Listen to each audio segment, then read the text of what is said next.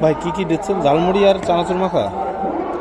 হ্যাঁ, চানাচুর দিয়ে, বুট দিয়ে, স্যালাড দিয়ে। চানাচুর মাখা কত করে? চানাচুর মাখা 10 টাকা, 20 টাকা, যে কয় টাকা নেন সমস্যা নেই।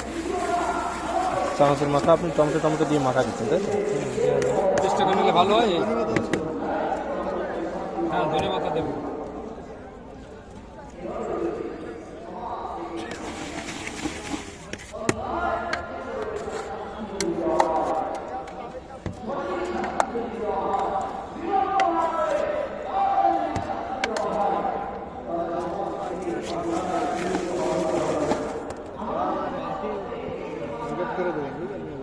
দেবো, প্যাকেট করে দেবো।